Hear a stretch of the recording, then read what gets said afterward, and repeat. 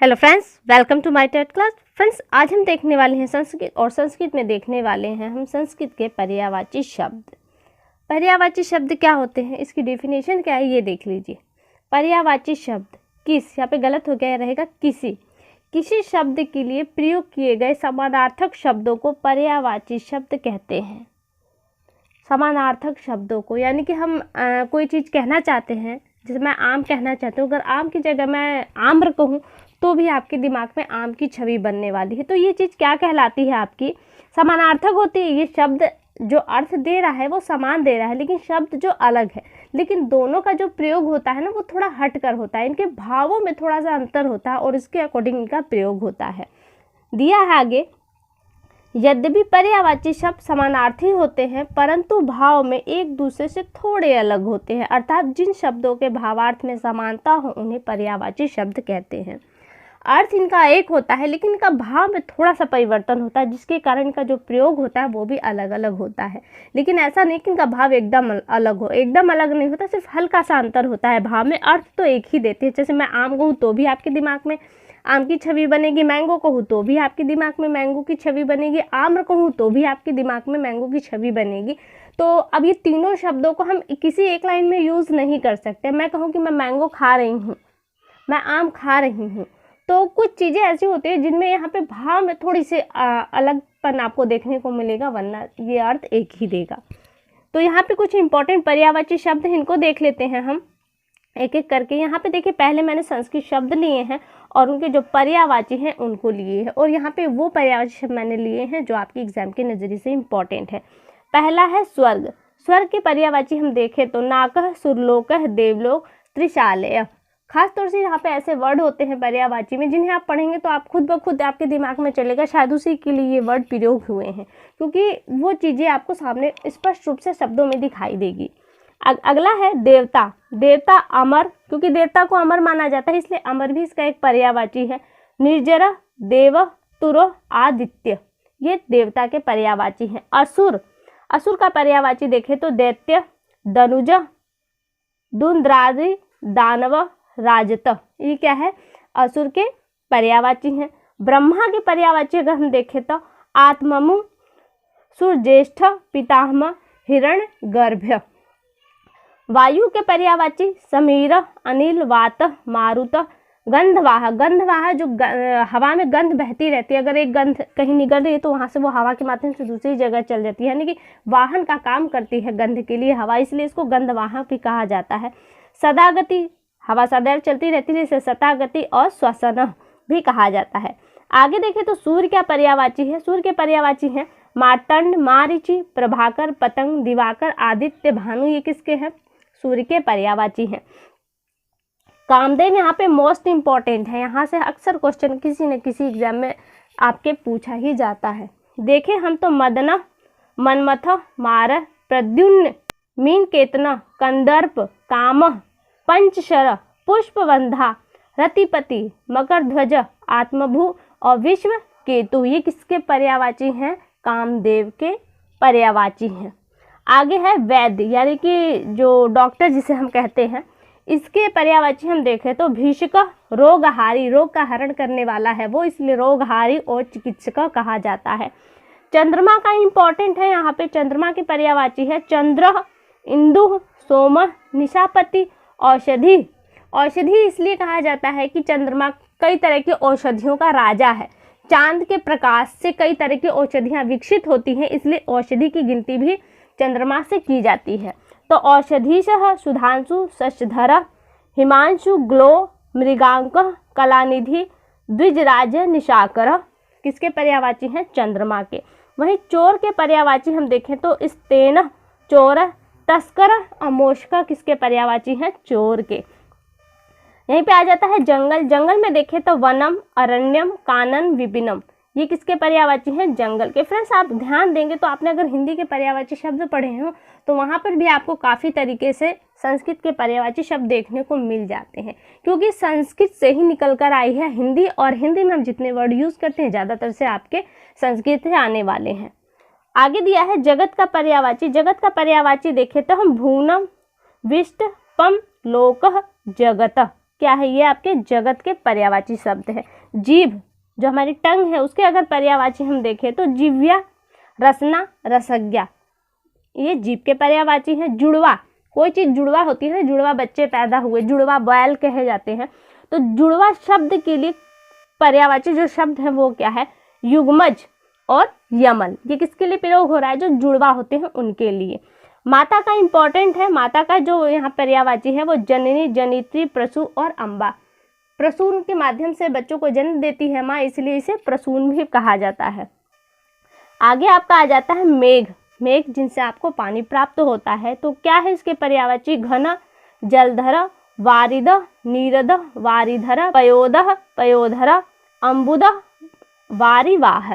ज़्यादा से आप देख रहे होंगे कि हिंदी के ही पर्यायवाची हैं, इनमें विसर्ग लगा दिया गया है, तो ये आपके लिए काफ़ी इजी हो सकता है। अगर अब हिंदी के पर्यायवाची आप ज़्यादा जानते हो तो वहाँ से आप विसर्ग लगा देंगे तो आपकी काफ़ी हेल्प हो जाएगी संस्कृत के पर्यायवाची शब्दों के लिए।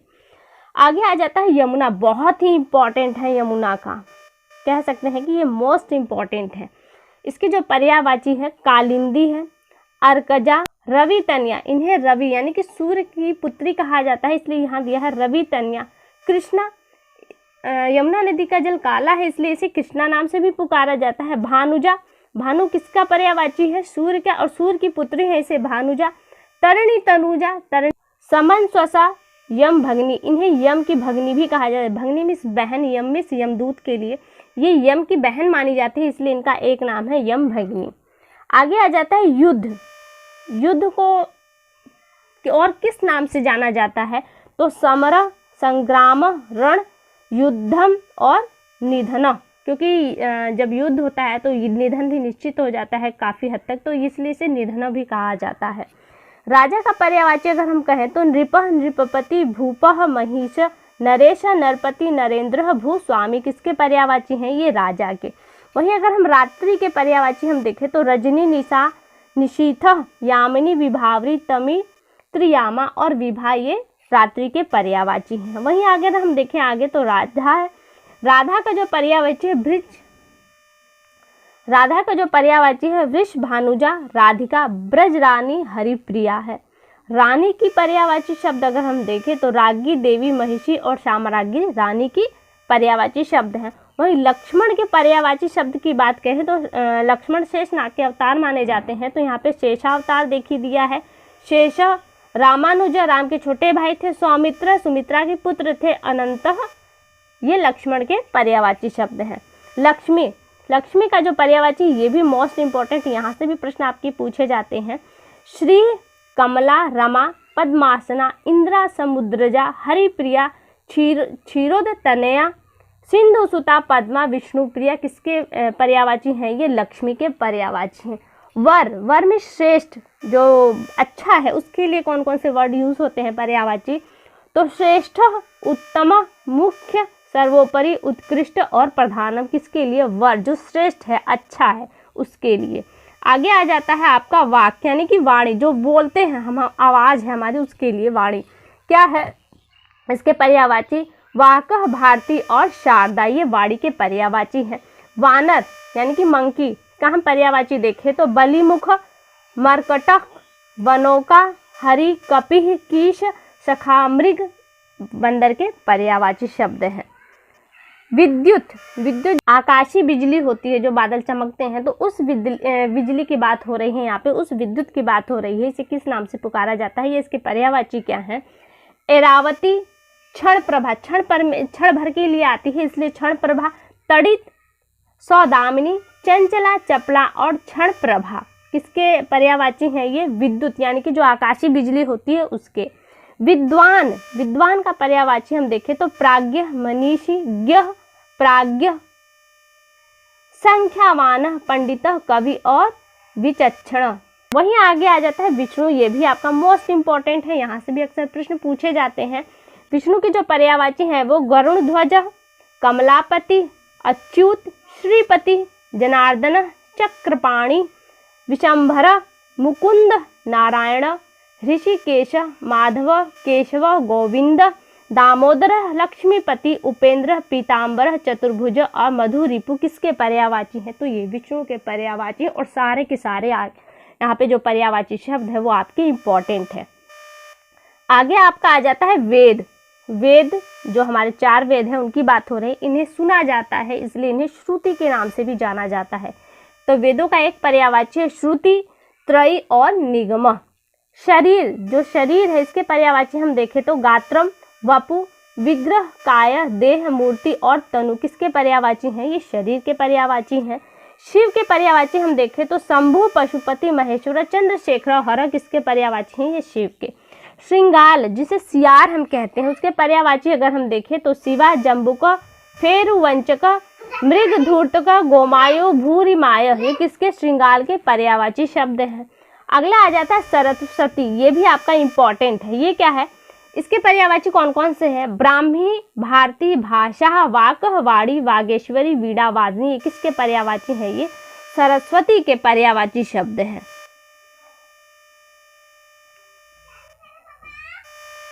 आगे है आपका सरस्वती के पर्यायवाची शारदा और विद्या देवी, ये भी आपके सरस्वती के पर्यायवाची शब्द हैं।